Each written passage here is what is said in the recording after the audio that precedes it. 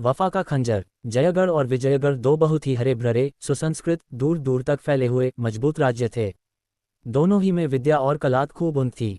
दोनों का धर्म एक, रस्म रिवाज एक, दर्शन एक, तरक्की का उसूल एक, जीवन मानदंड एक, और जबान में भी नाम मात्र का ही अंतर था। जयगढ़ के कवियों की कविताओं पर विजयगढ़ वाले सर धुनते और विजयगढ़ी दार्शनिकों के विचार जयगढ़ के लिए धर्म की तरह थे।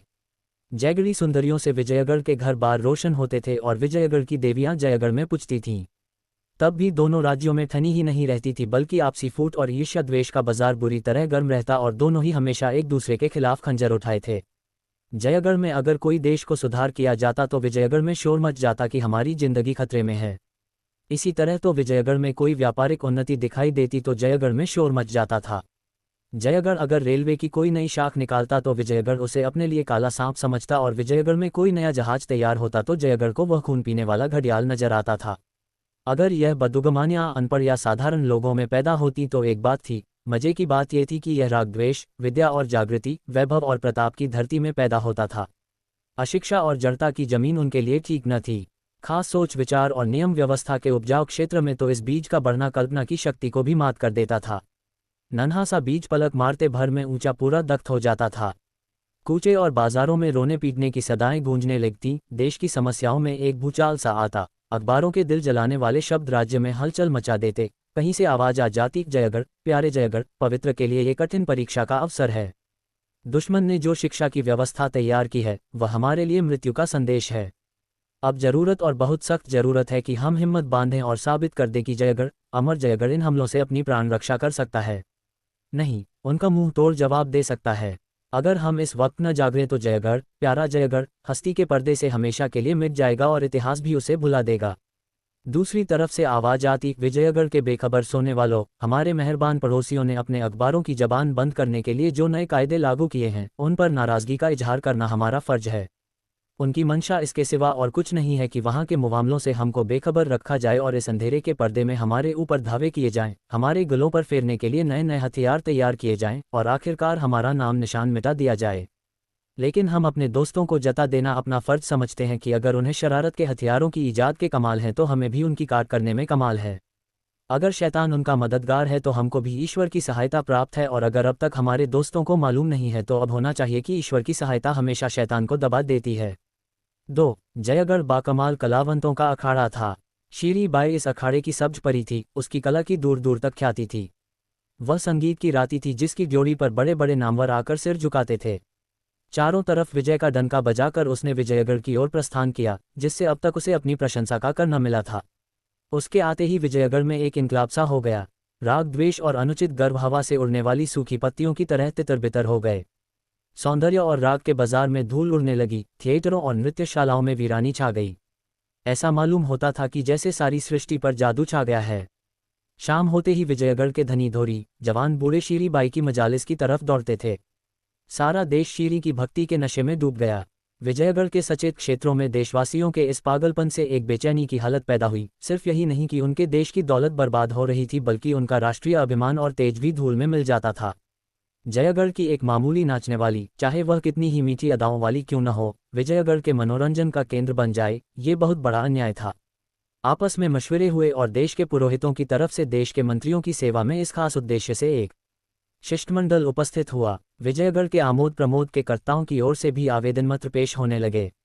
अखबारों ने राष्ट्रीय अपमान और दुर्भाग्य के तराने छेड़े।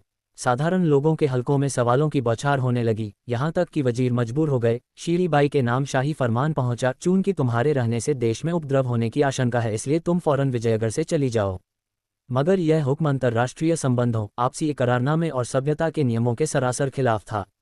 जयगढ़ के राजदूत ने, जो विजयगढ़ में नियुक्त था, इस आदेश पर आपत्ति की और शीरी बाई ने आखिरकार उसको मानने से इनकार किया, क्योंकि इससे उसकी आज़ादी और खुददारी और उसके देश के अधिकारों और अभिमान पर चोट लगती थी। 3. जयगढ़ के कूचे और बाजार खामोश थे। सैर की जगहें खाली, तफरी और तमाशे बंद। शाही महल के लंबे चौड़े सहने और जनता के हरे भरे मैदानों में आदमियों की भीड़ थी, मगर उनकी जबानें बंद थीं और आंखें लाल। चेहरे का भाव कठोर और क्षुब्ध, त्योरियां हुई, माथे पर शिकन, उमड़ी हुई काली घटा थी, ड्रावनी, खसमोश और बाढ़ को अपने दामन में छिपाए हुए।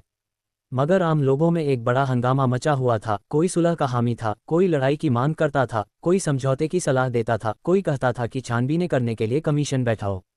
मामला नाजुक था, मौका तंग, तो भी आपसी बहस मुबाहसों, बदगुमानियों और एक दूसरे पर हमलों का बाजार गर्म था। आधी रात गुजर गई मगर कोई फैसला न हो सका। पूंजी की संगठित शक्ति, उसकी पहुंच और रोबदाब फैसले की जबान बंद किए हुए था। 3 पहर रात जा चुकी थी, हवा नींद से मतवाली होकर अंगड़ाइयां ले रही थी और दरख्तों की आंख झपकती थीं। आकाश के दीपक भी झलमलाने लगे थे। दरबारी कभी दीवारों की तरफ ताकते थे, कभी छत की तरफ, लेकिन कोई उपाय न सूझता था। अचानक बाहर से आवाज आई, युद्ध, युद्ध। सारा शहर इस बुलंद नारे से गंज उठा। दीवारों ने अपनी खामोश जबान से जवाब दिया, युद्ध। यह अदृष्ट से आने वाली एक पुकार थी जिसने उस ठहराव में हर्क पैदा कर दी थी।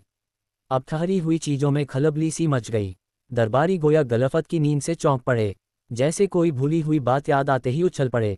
युद्ध मंत्री सैयद असकरी ने फरमाया, क्या अब भी लोगों को लड़ाई का ऐलान करने में हिचकिचाहट है? आम लोगों की जबान खुदा का हुक्म और उसकी पुकार अभी आपके कानों में आई, उसको पूरा करना हमारा फर्ज है। हमने आज इस लंबी बैठक में ये साबित किया है कि हम जबान के धनी हैं, पर जबान तलवार है, ढाल नहीं। हमें इस वक्त ढाल की ज़रूरत है। आइए हम अपने सीनों को ढाल बना लें और साबित कर दें कि हमें अभी वह जौहर बाकी है जिसने हमारे बुजुर्गों का नाम रोशन किया। कौमी गैरत जिंदगी की रूह है। वह नफ़े और नुकसान से ऊपर है। वह हुंडी और रोकड़, वसूल और बाकी, तेजी और मंदी की पाबंदियों से आज़ाद है। सारी खानों की छिपी हुई दौलत, सारी दुनिया की मंडियाँ, सारी दुनिया के उद्योग धंधे उसके पासंग हैं। उसे बचाइए वरना आपका ये सारा निजाम तितर-बितर हो जाएगा, शीरजा बिखर जाएगा, आप मिट जाएंगे। पैसे वालों से हमारा सवाल है, क्या अब भी आपको जंग के मामले में हिचकिचाहट है? बाहर से सैकड़ों की आवाज़ें आईं, जंग, जंग। एक सेठ साहब ने फरमाया, आप जंग के लिए तैयार हैं? असकरी, हमेशा से ज़्यादा। ख्वाजा साहब, आपको फतह का यकीन है? असकरी, पूरा यकीन है। दूर पास, जंग, जंग की गरजती हुई आवाज़ों का तांता बंध गया कि जैसे हिमालय के किसी अथाह खड्ड से हथौड़ों की झनकार आ रही हो। शहर कांप उठा, जमीन थर्राने लगी, हथियार बढ़ने लगे। दरबारियों ने एक मत लड़ाई का फैसला किया। गैरत जो कुछ ने कर सकती थी, वह अवाम के बारे ने कर दिखाया। 4 आज से 30 साल पहले एक जबरदस्त इनकलाब ने जयगढ़ को हिला डाला था। वर्षों तक आपसी लड़ाइयों का दौर रहा, हजारों खानदान मिट गए, सैकड़ों कस्बे वीरान हो गए। बाप बेटे के खून का प्यासा था, भाई भाई की जान का ग्राहक। जब आखिरकार आज़ादी की फतह हुई तो उसने ताज के फिदायों को चुन चुन कर मारा। मुल्क के कैदखाने देशभक्तों से भर उठे। उन्हीं जौबाजों में एक मिर्जा मंसूर भी था। उसे कन्नौज के किले में कैद किया गया जिसके 3 तरफ ऊंची दीवारें थीं और एक तरफ गंगा नदी। मंसूर को सारे दिन हथौड़े चलान पड़ते, सिर्फ शाम को आध घंटे के लिए नमाज की छुट्टी मिलती थी। उस वक्त मंसूर गंगा के किनारे आ बैठता और देशभाइयों की हालत पर रोता। वह सारी राष्ट्रीय और सामाजिक व्यवस्था जो उसके विचार में राष्ट्रीयता का आवश्यक अंग थी, इस हंगामे की बाढ़ में नष्ट हो रही थी। वह एक ठंडी आह भर कर कहता, जयगढ़, अब तेरा खुदा ही रखवाला है। तूने खाक को अक्सीर बनाया और अक्सीर को खाक। तूने खानदान की इज्जत को, अदब और इखलाक का, इल्मो कमाल को मिटा दिया, बर्बाद कर दिया। अब तेरी बागडोर तेरे हाथ में नहीं है। चरवाहे तेरे रखवाले और बनिए तेरे दरबारी हैं। मगर देख लेना ये हवा है और चरवाहे और साहूकार एक दिन तुझे खून के आंसू रुलाएंगे। धन और वैभव अपना ढंग न छोड़ेगा, हुकूमत अपना रंग न बदलेगी, लोग चाहे ल जाएं, लेकिन निज़ाम वही रहेगा। ये तेरे नए शुभचिंतक जो इस वक्त विनय और सत्य और न्याय की मूर्तियां बने हुए हैं, एक दिन वैभव के नशे में मतवाले होंगे। उनकी शक्तियां ताज की शक्तियों से कहीं ज़्यादा सख्त होंगी और उनके जुल्म कहीं इससे ज़्यादा तेज। इन्हीं ख्यालों में डूबे हुए मंसूर को अपने वतन की याद आ जाती। घर का नक्शा आंखों के सामने खींच जाता। मासूम बच्चे असकरी की प्यारी प्यारी सूरत आंखों में फिर जाती, जिसे तकदीर ने माँ के लाड़ प्यार से वंचित कर दिया था। तब मंसूर एक ठंडी आंख खींचकर खड़ा होता और अपने बेटे से मिलने की पागल इच्छा में उसका जी चाहता कि गंगा में कूदकर पार निकल जाऊं। धीरे धीरे इस इच्छा ने इरादे की सूरत अख्तियार की। गंगा उमड़ी हुई थी और छोर का कहीं पता न था। तेज और गरजती हुई लहरें दौड़ते हुए पहाड़ों के समान थीं। पार देखकर सनम में चक्कर सा आ जाता था। मंसूर ने सोचा, नहीं उतरने दूं। लेकिन नदी उतरने के बदले भयानक रोग की तरह बढ़ती जाती थी, यहाँ तक कि मंसूर को फिर धीरज न रहा। एक दिन वह रात को उठा और उस पुरशोर लहरों से भरे हुए अंधेरे में कुछ पड़ा। मंसूर सारी रात लहरों के साथ लड़ता भिड़ता रहा, जैसे कोई नन्ही सी चिड़िया तूफान में थपेड़े खा रही हो, कभी उनकी गोद में छिपा हुआ, कभी एक रेले में 10 कदम आगे, कभी एक धक्के में 10 कदम पीछे। जिंदगी की लिखावट की जिंदा मिसाल। जब वह नदी के पार हुआ तो एक बेजान लाश था, सिर्फ सांस बाकी थी और सांस के साथ मिलने की इच्छा।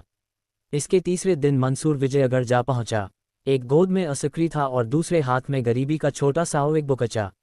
वहां उसने अपना नाम मिर्जा जलाल बताया। हुलिया भी बदल लिया था, हट्टा कट्टा सजीला जवान था, चेहरे पर शराफत और कुशीलता की कांति झलकती थी। नौकरी के लिए किसी और सिफारिश की जरूरत न थी। सिपाहियों में दाखिल हो गया और 5 ही साल में अपनी खिदमतों और भरोसे की बदौलत मंदौर के सरहदी पहाड़ी किले का सूबेदार बना दिया गया। लेकिन मिर्जा जलाल को वतन की याद हमेशा सताया करती। वह असकरी को गोद में ले लेता और कोट पर चढ़कर उसे जयगढ़ की वह मुस्कराती हुई चरागाहें और मतवाले झरने और सुथरी बस्तियां दिखाता जिनके कंगूरे किले से नजर आते।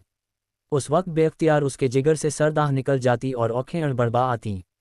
वह असकरी को गले लगा लेता और कहता, बेटा, वह तुम्हारा देश है, वही तुम्हारा और तुम्हारे बुजुर्गों का घोंसला है। तुमसे हो सके तो उसके एक कोने में बैठे हुए अपनी उम्र खत्म कर देना, मगर उसकी आन में कभी बट्टा न लगाना। कभी उससे दया मत करना, क्योंकि तुम उसी की मिट्टी और पानी से पैदा हुए हो और तुम्हारे बुजुर्गों की पाक रूहें अब भी वहां मंडला रही है। इस तरह बचपने से ही असकरी के दिल पर देश की सेवा और प्रेम अंकित हो गया था। वह जवान हुआ तो जयगढ़ पर जान देता था। उसकी शान शौकत पर निसार, उसके रोबदाब की माला जपने वाला, उसकी बेहतरी को आगे बढ़ाने के लिए हर वक्त तैयार, उसके झंडे को नई अछूती धरती में गाड़ने का इच्छुक। 20 साल का सजीला जवान था, इरादा मजबूत, हौसले बुलंद, हिम्मत बड़ी, फौलादी जिस्म। आकर जयगढ़ की फौज में दाखिल हो गया और इस वक्त जयगढ़ की फौज का चमकजा सूरज बन हुआ था। 5 जयगढ़ ने अल्टीमेटम दे दिया, अगर 24 घंटों के अंदर शीरी बाई जयगढ़ न पहुंची तो उसकी अगवानी के लिए जयगढ़ की फौज रवाना होगी। विजयगढ़ ने जवाब दिया, जयगढ़ की फौज आए, हम उसकी अगवानी के लिए हाजिर हैं। शीरी बाई जब तक यहाँ की अदालत से हुक्म-उदूली की सजा न पाले, वह रिहा नहीं हो सकती और जयगढ़ को हमारे अंदरूनी मामलों में दखल देने का कोई हक नहीं। असकरी ने मुमानगी मुराद पाए। खुफिया तौर पर एक दूत मिर्जा जलाल के पास रवाना किया और खत में लिखा, आज विजयगढ़ से हमारी जंग छिड़ गई, अब खुदा ने चाहा तो दुनिया जयगढ़ की तलवार का लोहा मान जाएगी। मंसूर का बेटा असकरी फतेह के दरबार का एक अदना दरबारी बन सकेगा और शायद मेरी वह दिली तमन्ना भी पूरी हो जो हमेशा मेरी रूह को तड़पाया करती है। शायद मैं मिर्जा मंसूर को फिर जयगढ़ की रियासत में एक ऊंची जगह पर बैठे देख सकूं। हम मंदौर में न बोलेंगे और आप भी हमें न छेड़िएगा, लेकिन अगर खुदा न ख्वास्ता कोई मुसीबत आ ही पड़े तो आप मेरी यह मुहर्जिस सिपाही या अफसर को दिखा देंगे, वह आपकी इज्जत करेगा और आपको मेरे कैंप में पहुंचा देगा। मुझे यकीन है कि अगर ज़रूरत पड़े तो उस जयगढ़ के लिए जो आपके लिए इतना प्यारा है और उस असकरी के खातिर जो आपके जिगर का टुकड़ा है, आप थोड़ी सी तकलीफ से मुमकिन है वह रूहानी तकलीफ हो दरेग न फरमाएंगे। इसके तीसरे दिन जयगढ़ की फौज ने विजयगढ़ पर हमला किया और मंदौर से 5 मील के फासले पर दोनों फौजों का मुकाबला हुआ। विजयगढ़ को अपने हवाई जहाज़ों, जहरीले गड्ढों और दूर तक मार करने वाली तोपों का घमंड था। जयगढ़ को अपनी फौज की बहादुरी, जीवट, समझदारी और बुद्धि का था। विजयगढ़ की फौज नियम और अनुशासन की गुलाम थी, जयगढ़ वाले जिम्मेदारी और तमीज के कायल। 1 महीने तक दिन रात मार काट के माके होता रहे। हमेशा आग और गोलों और जहरीली हवाओं का तूफान उठा रहता। इंसान थक जाता था, पर कले अथक थीं। जयगढ़ियों के हौसले पस्त हो गए, बार बार हार पर हार खाए। असकरी को मालूम हुआ कि जिम्मेदारी फतेह में चाहे करिश्मे कर दिखाए, पर शिकस्त में मैदान हुक्म की पाबंदी ही के साथ रहता है। जयगढ़ के अखबारों ने हमले शुरू किए। असकरी सारी कौम की लानत मलामत का निशाना बन गया। वही असकरी जिस पर जयगढ़ फिदा होता था सबकी नज़रों का कांटा हो गया। अनाथ बच्चों के आंसू, विधवाओं की आहें, घायलों की चीख पुकार, व्यापारियों की तबाही, राष्ट्र का अपमान, इन सब का कारण वही एक व्यक्ति असकरी था। कौम की अगुवाई सोने की राज सिंहासन भले ही हो, पर फूलों की मेज वह हरगिज नहीं। जब जयगढ़ की जान बचने की इसके सिवा और कोई सूरत न थी कि किसी तरह विरोधी सेना का संबंध मंदौर के किले से काट दिया जाए, जो लड़ाई और रसद के सामान और यातायात के साधनों का केंद्र था। लड़ाई कठिन थी, बहुत खतरनाक, सफलता की आशा बहुत कम, असफलता की आशंका जी पर भारी। कामयाबी अगर सूखे धान का पानी थी तो नाकामी उसकी आग, मगर छुटकारे की और कोई दूसरी तस्वीर न थी। असकरी ने मिर्जा जलाल को लिखा, प्यारे अब्बाजान, अपने पिछले खत में मैंने जिस जरूरत का इशारा किया था, बदकिस्मती से वह जरूरत आ पड़ी। आपका प्यारा जयगढ़ भेदियों के पंजे में फंसा हुआ है और आपका प्यारा असकरी नाउम्मीदों के भंवर में, दोनों आपकी तरफ आस लगाए ताक रहे हैं। आज हमारी आखिरी कोशिश, हम मुखालिफ फौज को मंदौर के किले से अलग करना चाहते हैं। आधी रात के बाद यह माका शुरू होगा। आपसे सिर्फ इतनी दरख्वास्त है कि अगर हम सर हथेली पर लेकर किले के सामने तक पहुंच सकें तो हमें लोहे के दरवाजे से सर टकराकर वापस न होना पड़े, वरना आप अपनी कौम की इज्जत और अपने बेटे की लाश को उसी जगह पर तड़पते देखेंगे और जयगढ़ आपको कभी मुआफ न करेगा। उससे कितनी ही तकलीफ क्यों न पहुंची हो, मगर आप उसके हकों से सुबुकदोश नहीं हो सकते। शाम हो चुकी थी, मैदान जंग ऐसा नजर आता था कि जैसे जंगल जल गया हो। विजयगढ़ी फौज एक खूंरेज माके के बाद खंदकों में आ रही थी। घायल मंदौर के किले के अस्पताल में पहुंचाए जा रहे थे। तोपें थककर चुप हो गई थीं और बंदूकें जरा दम ले रही थीं। उसी वक्त जैगरी फौज का एक अफसर विजयगढ़ी वर्दी पहने हुए असकरी के खेमे से निकला। थकी हुई तोपें, सर झुकाए हवाई जहाज, घोड़ों की लाशें, औंधी पड़ी हुई हवा गाड़ियां और सजीव मगर टूटे फूटे किले उसके लिए पर्दे का काम करने लगे। उनकी आड़ में छिपता हुआ वह विजयगढ़ी घायलों की कतार में जा पहुंचा और चुपचाप जमीन पर लेट गया। 6 आधी रात गुजर चुकी थी। मंदौर या किलेदार मिर्जा जलाल किले की दीवार पर बैठा हुआ मैदान जंग का तमाशा देख रहा था और सोचता था कि असकरी को मुझे ऐसा खत लिखने की हिम्मत क्यों कर हुई। उसे समझना चाहिए था कि जिस शख्स ने अपने उसूलों पर अपनी जिंदगी न्यौछावर कर दी, देश से निकाला गया और गुलामी का तौक गर्दन में अड़ाला, वह अब अपनी जिंदगी के आखिरी दौर में ऐसा कोई काम न करेगा जिससे उसको बट्टा लगे, अपने उसूलों को न तोड़ेगा, खुदा के दरबार में वतन और वतन वाले और बेटा एक भी साथ न देगा, अपने बुरे भले की सजा या इनाम आप ही भुगतना पड़ेगा, हिसाब के रोज उसे कोई न बचा सकेगा। तौबा, जैगयों से फिर वही बेवकूफ़ी हुई। खामखा गोलेबारी से दुश्मनों को खबर देने की क्या ज़रूरत थी। अब इधर से भी जवाब दिया जाएगा और हज़ारों जाने जाया होंगी। रात के अचानक हमले के माने तो यह है कि दुश्मन सर पर आ जाए और कान खबर न हो, चौतरफा खलबली पड़ जाए। माना कि मौजूदा हालत में अपनी हरकतों को पोशीदा रखना शायद मुश्किल है। इसका इलाज अंधेरे के खंदक से करना चाहिए था, मगर आज शायद उनकी गोलेबारी मामूल से ज्यादा तेज है। विजयगढ़ की कतारों और तमाम मोर्चेबंदियों को चीरकर बज़ाहिर उनका यहाँ तक आना तो मुहाल मालूम होता था, लेकिन अगर मान लो आ ही जाए तो मुझे क्या करना चाहिए? इस मामले को तय क्यों ना कर लूँ? खूब, इसमें तय करने की बात ही क्या है। मेरा रास्ता साफ है, मैं विजयगढ़ का नमक खाता हूँ। मैं जब बेघरबार, परेशान और अपने देश से निकला हुआ था तो विजयगढ़ ने मुझे अपने दामन में पनाह दी और मेरी खिदमतों का मुनासिब लिहाज किया। उसकी बदौलत 30 साल तक मेरी जिंदगी नेकनामी और इज्जत से गुजरी। उसके दगा करना हद दर्जे की नमक हरामी है, ऐसा गुनाह जिसकी कोई सज़ा नहीं। वह ऊपर शोर हो रहा है, हवाई जहाज़ होंगे, वह गोला गिरा मगर खैरियत हुई, नीचे कोई नहीं था। मगर क्या दगा हर एक हालत में गुनाह है? ऐसी हालतें भी तो हैं जब दगा वफा से भी ज़्यादा अच्छी हो जाती है। अपने दुश्मन से दगा करना क्या गुनाह है? अपनी कौम के दुश्मन से दगा करना क्या गुनाह है? कितने ही काम जो जाती हैसियत से ऐसे होते हैं कि उन्हें माफ़ नहीं किया जा सकता, कौमी हैसियत से नेक काम हो जाते हैं। वही बेगुनाह का खून जो जाती हैसियत से सख्त सज़ा के काबिल है, मजहबी हैसियत से शहादत का दर्जा पाता है और कौमी हैसियत से देश प्रेम का।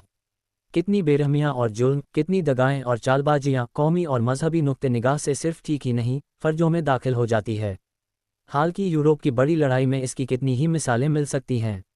दुनिया का इतिहास ऐसी दगाओं से भरा पड़ा है। इस नए दौर में भले और बुरे का जाती एहसास कौमी मसलहत के सामने कोई हकीकत नहीं रखता। कौमियत ने ज़ात को मिटा दिया है। मुमकिन है यही खुदा की मंशा हो और उसके दरबार में भी हमारे कारनामे कौम की कसौटी ही पर परखे जाएं। यह मसला इतना आसान नहीं है जितना मैं समझता था। फिर आसमान में शोर हुआ इतना, मगर शायद यह इधर की के हवाई जहाज़ हैं। जयगढ़ वाले बड़े दमखम से लड़ रहे हैं, इधर वाले दबते नजर आते हैं। आज यकीनन मैदान उन्हीं के हाथ में रहेगा। जान पर खेले हुए हैं। जयगढ़ी वीरों की बहादुरी मायूसी ही में खूब खुलती है, उनकी हार जीत से भी ज़्यादा शानदार होती है। बेशक असकरी 2 पेंच का उस्ताद है, किस खूबसूरती से अपनी फौज का रुख किले के दरवाजे की तरफ फेर दिया। मगर सख्त गलती कर रहे हैं, अपने हाथों अपनी कब्र खोद रहे हैं। सामने का मैदान दुश्मन के लिए खाली किए देते हैं। वह चाहे तो बिना रोक टोक आगे बढ़ सकता है और सुबह तक किए देते हैं। वह चाहे तो बिना रोक टोक आगे बढ़ सकता है और सुबह तक जयगढ़ की सरजमीन में दाखिल हो सकता है।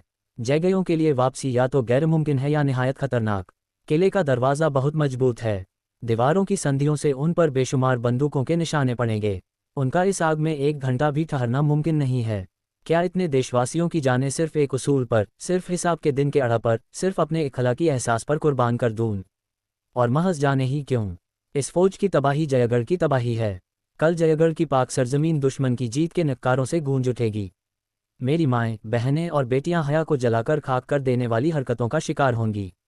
सारे मुल्क में कत्ल और तबाही के हंगामे बरपा होंगे। पुरानी अदावत और झगड़ों के शोले भड़केंगे। कब्रिस्तान में सोई हुई रूहें दुश्मन के कदमों से पामाल होंगी।